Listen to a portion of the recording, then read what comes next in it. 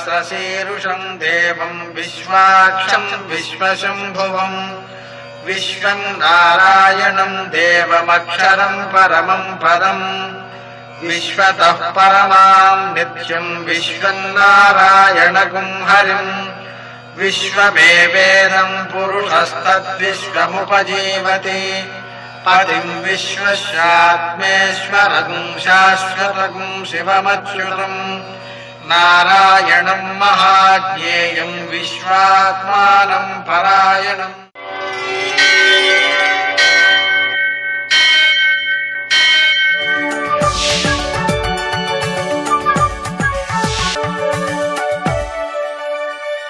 सूर्यशौर्यमथेन्दुरिन्द्रपदवी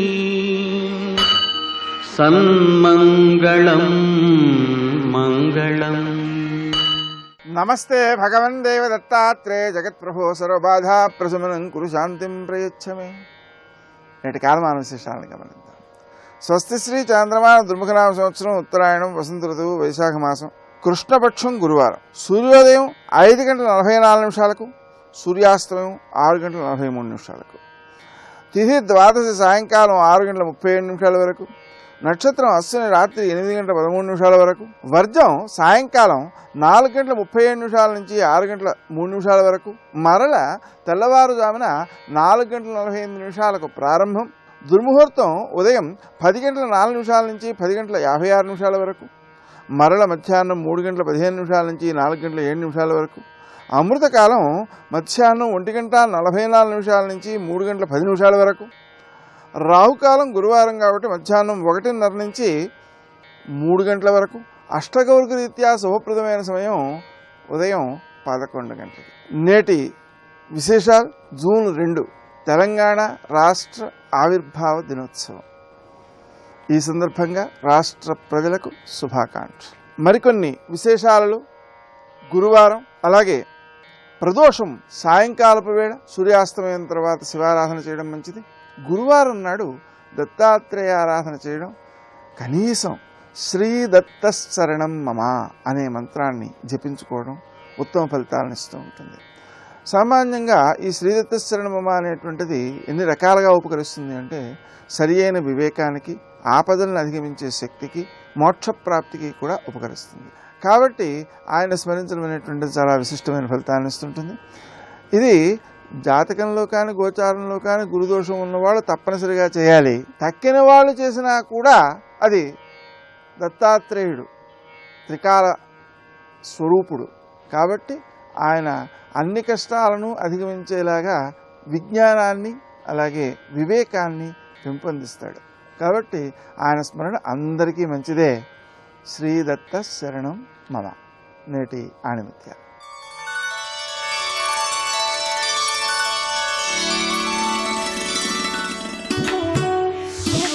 మాటలను కట్టిబెట్టాలి, మనసును తెరవాలి.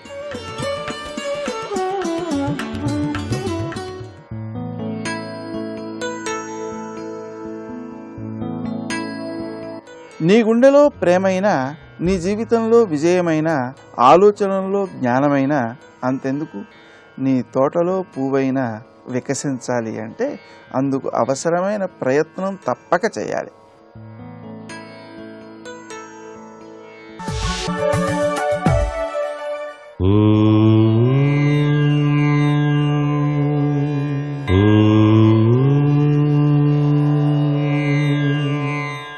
ఓం నమో నారాయణాయ.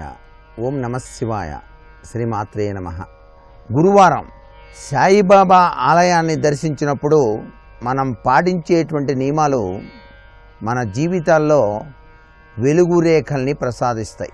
స్వామిని చామంతి పూలతో పూజించి బత్తాయి, నారింజ ఫలాలు నివేదన చేసినట్లయితే వివాహం కాని వాళ్లకు వివాహ ప్రాప్తిని షిర్డీ సాయిబాబా వారు అనుగ్రహాన్ని ప్రసాదిస్తారు. అలాగే స్వామివారి యొక్క ఆలయ ప్రాంగణంలో చిక్కటి మజ్జిగ పంచినట్లయితే అనేక రకాలైనటువంటి ఈతి బాధలు, కోర్టుకు సంబంధించినటువంటి బాధలన్నీ కూడాను తొలగిపోయి విజయాన్ని సాధించడానికి ఆస్కారం అత్యధికంగా ఉంటుంది సుమా. సాయిబాబా వారి ఆలయ ప్రాంగణంలో ఈశాన్య దిక్కులో 5 ఒత్తులు వేసి ఆవు నెయ్యి పోసి దీపాన్ని గనక పెట్టినట్లయితే రుణబాధల నుంచి బయటపడటానికి ఆస్కారం అత్యధికంగా ఉంటుంది. స్వామి ఆలయంలో కాగడ హారతి దర్శించడం ద్వారా అన్ని జన్మల పాపాలు నశించబడి మోక్షం కలిగి తీరుతుంది అని చెప్పేసి శాస్త్రం. స్వామి ఆలయంలో పెరుగన్నంలో గనక దానిమ్మ గింజలు కలిపి నివేదించి దాన్ని భక్తులందరికీ కూడాను ప్రసాదంగా గనక పంచిపెట్టినట్లయితే శత్రుబాధలు అనేటువంటివి తొలగించబడతాయి అని చెప్పేసి శాస్త్రం. షిర్డీ బాబా వారు దైవం మానవ రూపంలో ఆవిర్భవించిన ఆ స్వామివారిని మనం వివిధ రీతుల్లో అర్చన చేసి తరిద్దాం. సర్వే జనా సుఖినో భవంతు.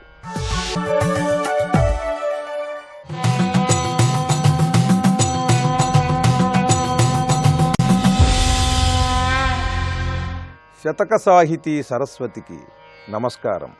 చిరకాలంబు సుఖంబులన్ బడసినన్ జీవుండు భక్తిన్ భవచ్చరణంబుల్ భజింపజాలడకట. సర్వంబు స్వార్థంబు మేలరయన్నేరడు భద్రమున్గనడు దుర్వ్యాపార పారీణతన్ దరిజేర్పన్ తలపోయవే కరుణనాథ సత్యనారాయణ. ఓ సత్యనారాయణ స్వామి, ఈ జీవుడు పూర్వజన్మలో చేసుకున్న పుణ్యం వల్ల ఎన్నో సౌకర్యాలు సంపదలు కలిగినటువంటి చోట జన్మించి నిరంతరం సుఖాలను పొందుతూ ఉంటాడు. సుఖాలను పొందినా కూడా అవి ఎప్పటికప్పుడు ఆ సమయంలోనే సుఖాలు, వెంటనే మళ్ళీ ఏదో ఒక దుఃఖం ఆవరించేటువంటి స్థితి నిరంతరం ఉంటూనే ఉంటుంది ఏ జీవికైనా. అయినా సరే తనకున్న సంపదలతో ఈ సుఖాభిలాషతో ఇవే సుఖాలను మళ్ళీ మళ్ళీ పొందాలని నిరంతరం ప్రయత్నిస్తూ ఉంటాడే తప్ప ఆ దుఃఖాన్ని తప్పించుకుందాం, శాశ్వతమైన ప్రశాంత స్థితిలో ఆనంద స్థితిలో జీవితాన్ని సాగించవచ్చు అని భావన చేసి నీ పైన భక్తిని పెంచుకుని సత్యమార్గంలో సాగాలని మాత్రం ఎవడూ అనుకోవటం లేదు. చిరకాలంబు సుఖంబులన్ బడసినన్, అలాగే ఎంతో కాలం సుఖజీవనాన్ని సాగించి వృద్ధాప్యం వచ్చిన తరువాత కూడా అప్పటికి కూడా కళ్ళు తెరిచి వివేకంతో జ్ఞానాన్ని పెంపొందించుకుని సత్యజీవనాన్ని సాగించాలని అనుకోరు.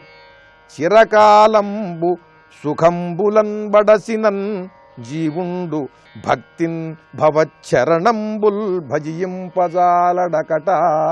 సత్యస్వరూపుడవైన నీ పాదాలను ఆశ్రయించడం అంటే సత్యాన్ని ఆశ్రయించటమే, సత్య మార్గంలో సాగటమే.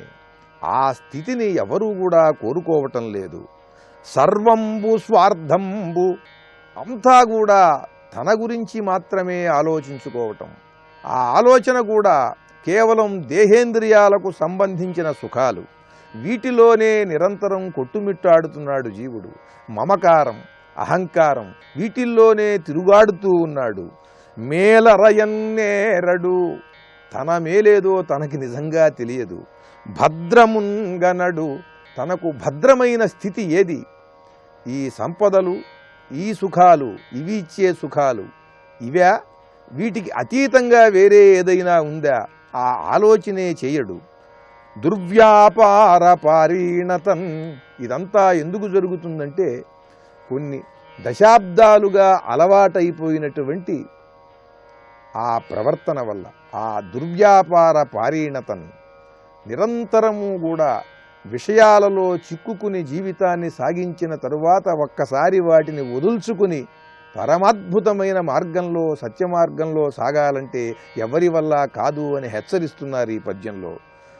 ఓ స్వామి దరిజేర్పం తలపోయవే కరుణ, వీడెట్లాగో మంచి మార్గంలో సాగాలనుకోవటం లేదు. వయసు మీదబడినా కూడా, వృద్ధుడైపోతున్నా సరే, చావటానికి సిద్ధంగా ఉన్నా సరే, తన మార్గాన్ని మాత్రం మరల్చుకోవాలనుకోవటం లేదు, నీ మార్గానికి రావాలనుకోవటం లేదు. కనుక నువ్వే వీణ్ణి నీ మార్గంలోకి రప్పించుకోవయ్యా.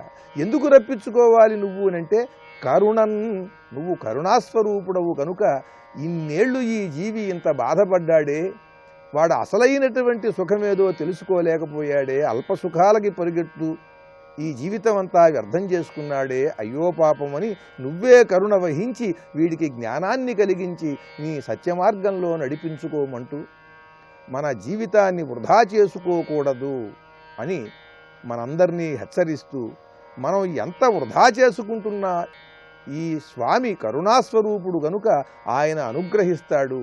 ఆ సంగతి ఆయనకే వదలకుండా మనం కూడా ఒక్కసారి ఆయన వైపు చూసి ప్రార్థించినట్లయితే వెంటనే కనికరిస్తాడు అని తెలియజేస్తూ, అద్భుతమైన పద్యరచనతో భక్తి ప్రపత్తులతో గొప్ప శతకాన్ని మనకు అందించిన విద్వత్కవులు, బహుభాషా కోవిదులు శ్రీ తూములూరి శ్రీదక్షిణామూర్తి గారి సత్యనారాయణ శతకంలోని మరి ఒక పద్యం గురించి రేపు ఉదయం తెలుసుకుందాం. సత్యం జ్ఞానం అనంతం బ్రహ్మ. స్వాగతం సకలలోకనుతాయై,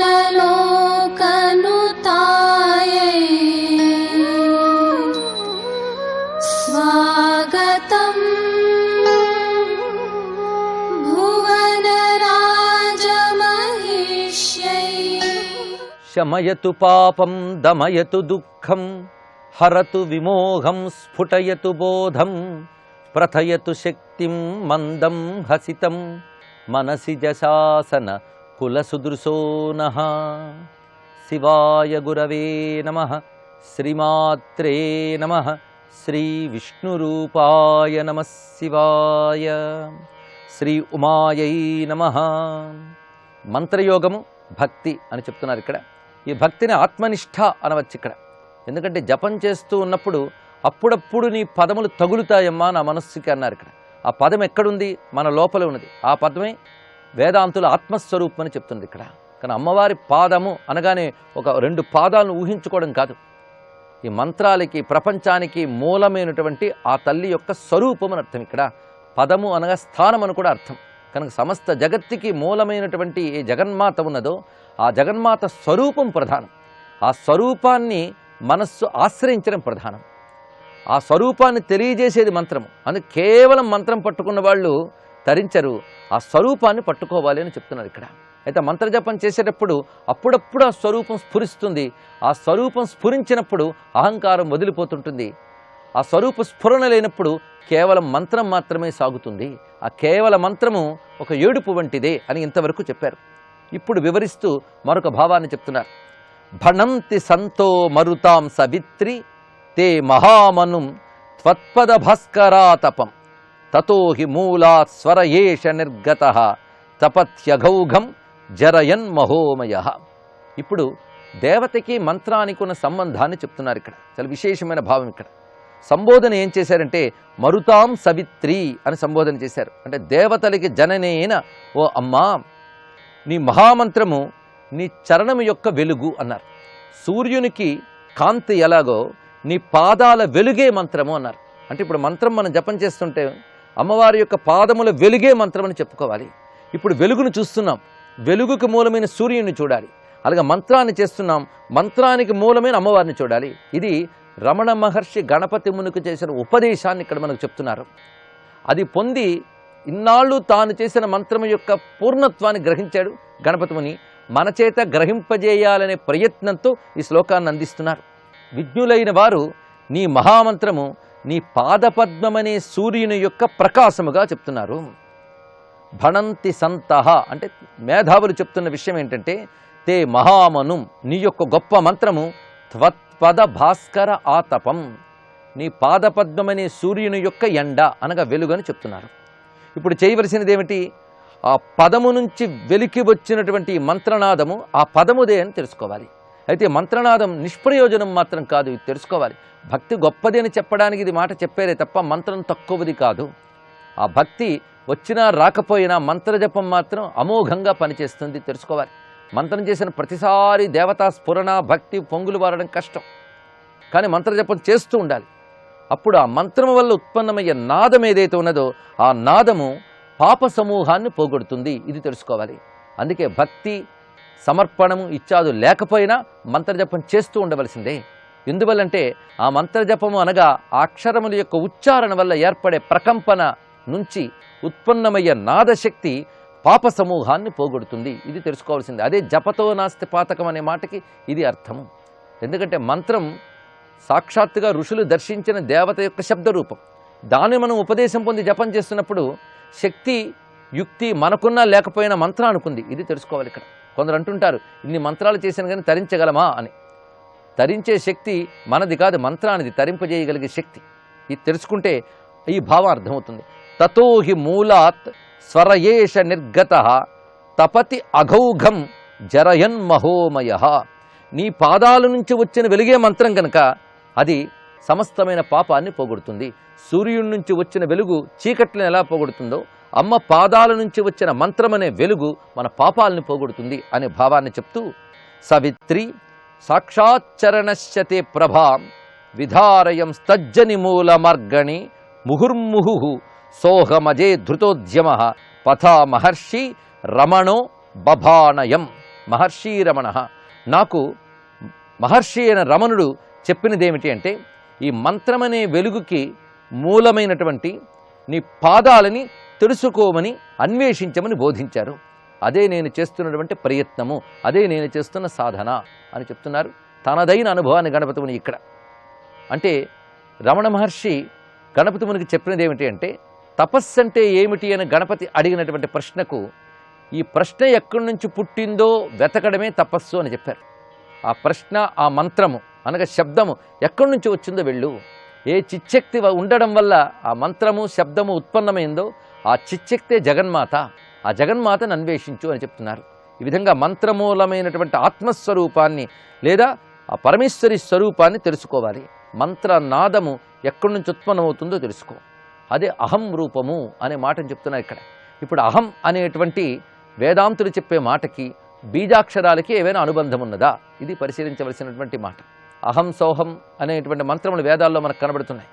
అదేవిధంగా అహం బ్రహ్మాస్మి మొదలైన శబ్దములు ఉపనిషత్తు చెప్తున్నది. అది కేవలం జపం చేసుకునే మంత్రాలు కాదు, విచారణ చేసే జ్ఞానం అది. అటువంటి ఆ జ్ఞానస్వరూపమైనటువంటి వాక్యాలకి మంత్రాలకి ఏమైనా అనుబంధం ఉన్నదా? రమణులు ఏం చెప్పారు? ప్రతివాడులో నేను అనొక నాదం ఉంటూ ఉంటుంది. నేను అని అంటాడు, దీన్ని అహం అంటాం. ఆ నేనుకు మూలమేదో వెతుకు అని చెప్తున్నాం. అంటే నేను అని ఏది ఉండడం వల్ల అనగలుగుతున్నావు, ఇది అన్వేషించు అని.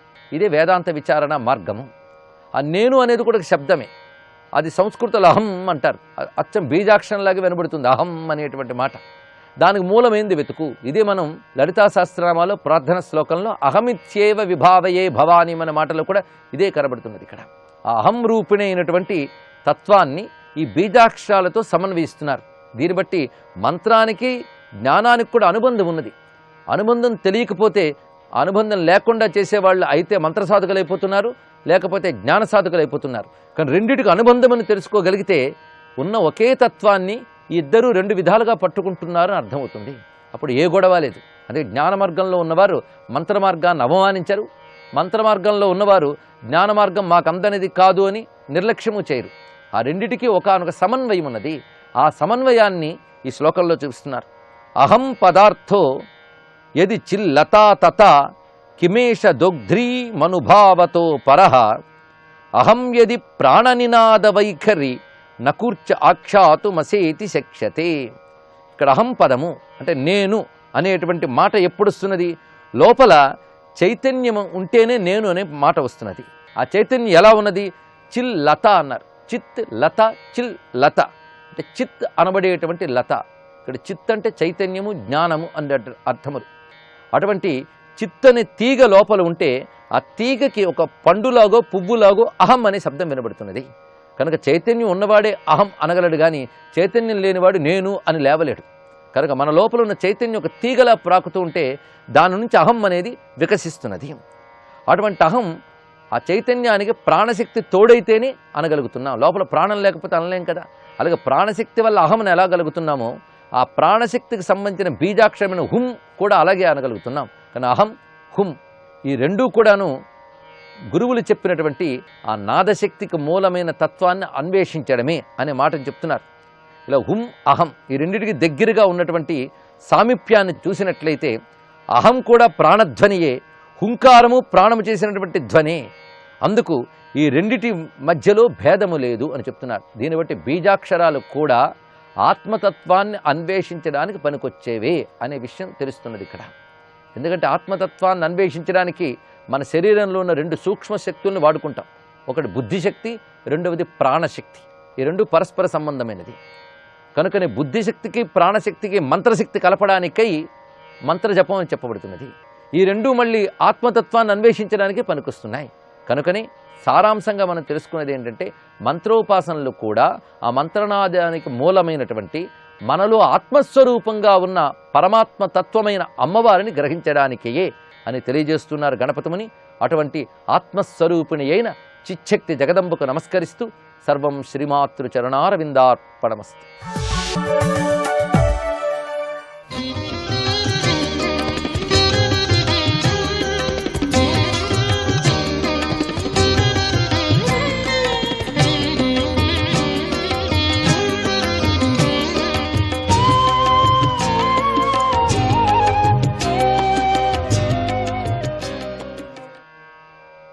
త్రివిక్రమాయ నమః. అభిసందాయ యో హింసాం దంభం మాత్సర్యమేవ వా సంరంభీ భిన్న దృగ్భావం మయి కుర్యాత్ సతాపసః. ఎవడైతే తాను పరాయి అనే భేదదృష్టి కలిగి అదే సత్యమని భావించి ఇతరులను హింసించే దృష్టితో గాని లేదా తానే గొప్ప ధర్మాత్ముణ్ణి గొప్ప చెప్పుకోవటానికి గాని ఇతరుల మేలును చూడలేక గాని నా యందు భక్తిని కలిగి ఉన్నట్లయితే అటువంటి కోపిష్టి భక్తుడు దీన్ని తామస భక్తుడని పిలువబడతారు. విషయానభి సంధాయ యశ ఐశ్వర్యమేవ వా అర్చాదావర్చయే ద్యోమాం పృథగ్భావస్సరాజసః. ఎవడైతే తనకు నాకు భేదాన్ని చూస్తూ ఇంద్రియ భోగాలనే కీర్తి సంపద మొదలైన వాటిని పొందాలనే కోరిక కలిగి ప్రతిమ నా బొమ్మ మొదలైన వాటి ద్వారా నన్ను ఆరాధిస్తాడో అతడు రాజస భక్తుడు అని పిలువబడతాడు. కర్మ నిర్హాతముద్దిశ్య పరస్మిన్ వా తదర్పణం యజేదష్టవ్యమితి వా పృథగ్భావస్స సాత్వికః. ఎవడైతే పాప నశించటం కోసం పాపము కాని కర్మను పరమేశ్వరుడికి అర్పించడం కోసం గాని లేదా చేయవలసిన విధి అని భావించి గాని పూజ మొదలైన వాటిని భేదభావంతో చేస్తాడో అలాంటి భక్తుడు సాత్విక భక్తుడు. నేను సకల ప్రాణుల బుద్ధి గుహలో సాక్షి రూపంగా ఉంటున్నాను. గంగా ప్రవాహం సముద్రంలోకి కలిసే రీతిగా నా గుణాలను వినటంతోనే భక్తుడి మనస్సు నాయందు నిరంతరంగా సంచరిస్తుంది. అలాంటి భక్తుడికి నాపై గల ఆ ప్రేమకు ఫలాపేక్ష కారణం కాదు. అతడు నన్ను తన ఆత్మ కంటే అభిన్నంగా దర్శిస్తాడు. అది నిర్గుణ భక్తి యోగం యొక్క లక్షణం. నిర్గుణ భక్తులు కేవలం నా సేవయందు మాత్రమే ప్రీతి కలిగి ఉంటారు. వారు సాలోక్య సరిష్టి సామీప్య సాయుజ్య ఫలాలను ఇచ్చినా తీసుకోరు.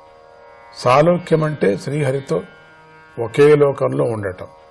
సారిష్టి అంటే శ్రీహరితో సమానమైన ఐశ్వర్యాన్ని కలిగి ఉండటం.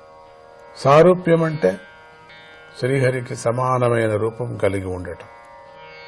ఇక సాయుధ్యం అంటే శ్రీహరిలో ఐక్యం అవటం.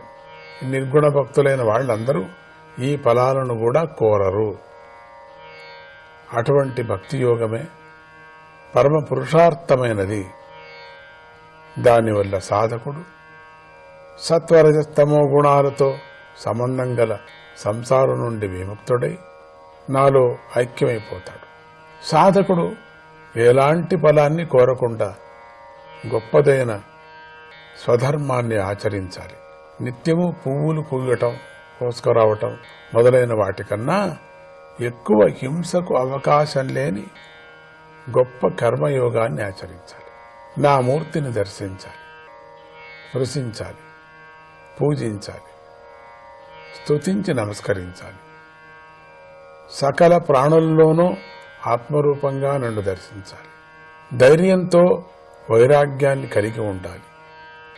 పెద్దలను ఆదరించాలి. దీనులపై దయ చూపాలి. సాటి వారితో స్నేహం కలిగి ఉండాలి. అహింసను, సత్యాన్ని, పరధనాన్ని ఆశించకుండా ఉండటమనే ఆస్థేయాన్ని, బ్రహ్మచర్యాన్ని, భోగాల కోసం ప్రాకులాడకుండా ఉండటమనే అపరిగ్రహాన్ని, యమాలను పాటించాలి. బాహ్య శౌచము, సంతుష్టి, తపస్సు, స్వాధ్యాయము, ఈశ్వర శరణాగతి అనేటువంటి నియమాలను పాటించాలి. అధ్యాత్మశాస్త్రాన్ని శ్రవణం చేయాలి. నా నామాలను కీర్తించాలి. రుజు స్వభావం కలిగి సత్పురుషులతో సహవాసం చేయాలి. అహంకారాన్ని విడిచిపెట్టాలి. భాగవత ధర్మాలను ఆచరించే సాధకుడికి ఈ గుణాల వల్ల మనస్సు అత్యంత పరిశుద్ధమవుతుంది. నా గుణాలను వినటం వల్ల మనస్సు తేలికగా నాపై లగ్నమైపోతుంది. సుగంధ పరిమళం తన స్థానం నుండి కదిలి గాలి ద్వారా ముక్కుకు తాకుతుంది. అదేవిధంగా భక్తి యోగం వల్ల విశుద్ధమైన మనస్సు తన మూలమైన ఆత్మను చేరుతుంది.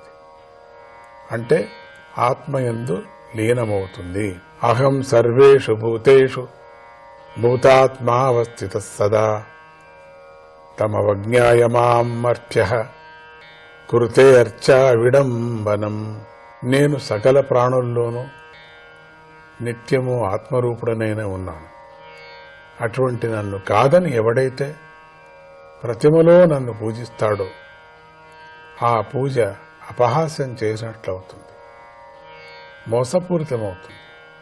అంటే భగవంతుడిని సర్వాత్మగా దర్శించాలని అర్థం. అన్నిటా అంతటా ఉన్నాడని గుర్తించి తెలివిగలిగి ఉండటమే జ్ఞానం. ఆ విధమైన జ్ఞాన చింతనలో ఉండమని బోధిస్తున్నాడు. యో మాం సర్వేషు భూతేషు సంతమాత్మానమీశ్వరం హిత్వార్చాం భజతే మౌఢ్యాత్ భస్మన్యేవ జుహోతి సహ. త్రివిక్రమాయ నమః.